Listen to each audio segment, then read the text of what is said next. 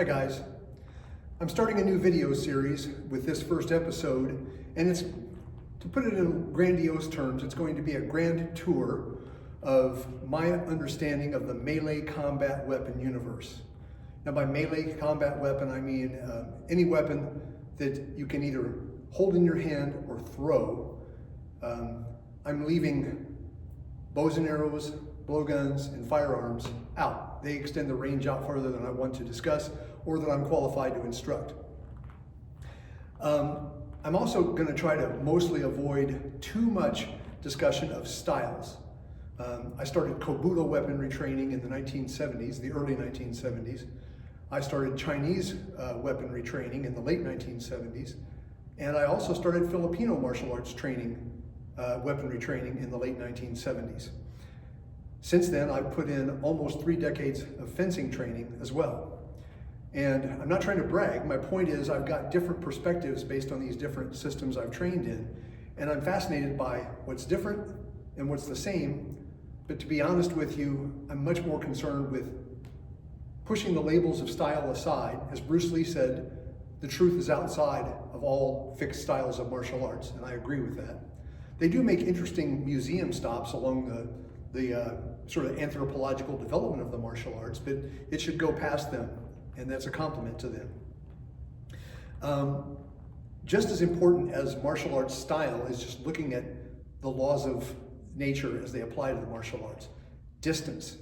The geometry of combat is all about distance and also about time. It's a 4-dimensional geometry, you know, forwards, backwards, up, down, right, left, and win.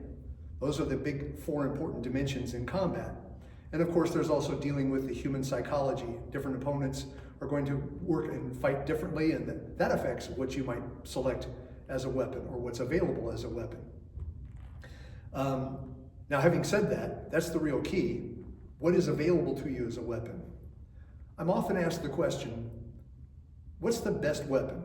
Or what's the best length of weapon? I've got a selection back here of different lengths of combat levers.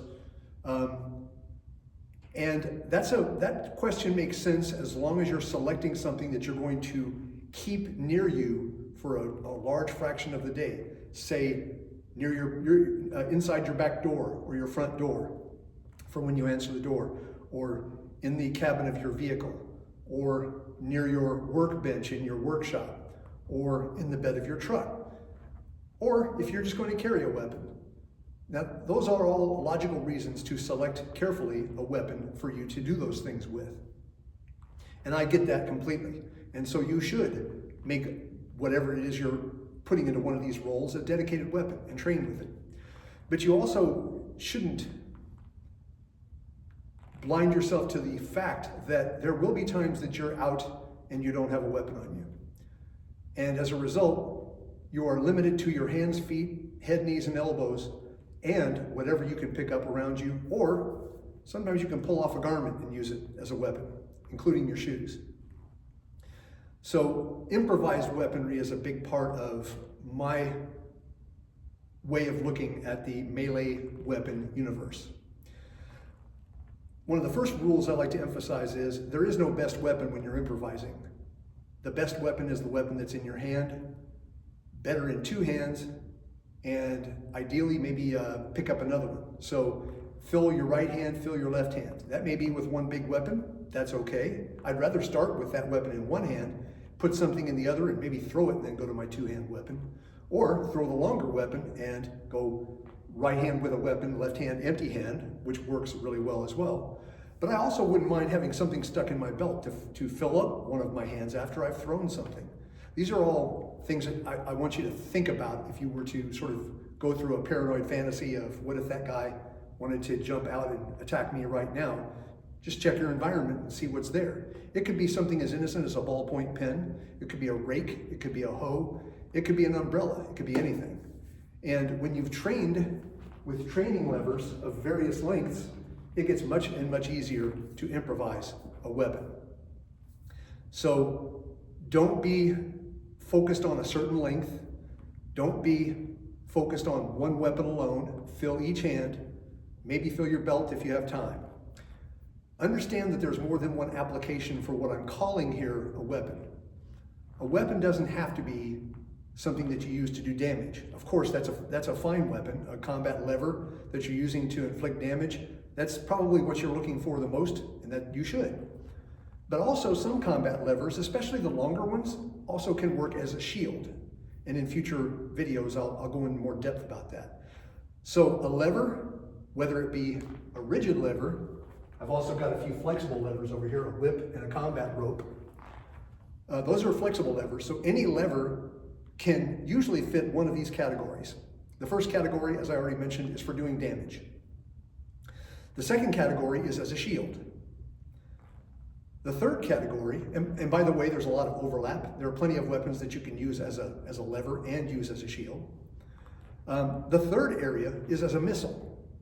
Now, almost anything that you can physically pick up, you can throw to one degree or another, even if it's only heaving it up at someone's face as a distraction, or if it's very light, like a balled up piece of paper, a toss towards the eyes to momentarily obstruct vision and act as a surprise.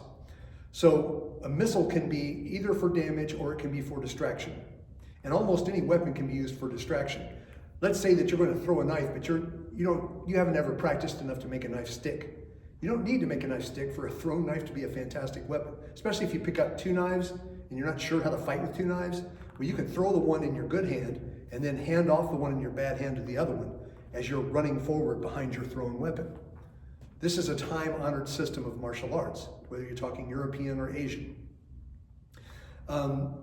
So we've got combat lever, shield, and missile. What else can we use these objects for? You also have the potential of attachment. And what I mean by attachment is any way that I can grab or be grabbed. When my opponent grabs me, he gives me a connection or an attachment. And also with the flexible weapons, there's the classic use of actually lassoing someone. Or in the case of a Japanese weapon called a kusarigama, you actually have a hook on the end of a chain that you can throw and grasp and pull in. But again, I only need my opponent to grab to create a connection. And I'll talk about that, especially with long pole weapons and with flexible weapons, how you use them to create a connection with your opponent and draw them into a grappling encounter. Perhaps. So with those 5 areas in mind, and with the idea that styles have a relevance, but I'm not going to focus on any one style, that I'm going to focus much more on the combat space, the available weapons, and the opponent. So that's my overview of the grand tour of the melee combat weapon universe. In the next video, I'll start narrowing down and get granular about a particular class of weapons.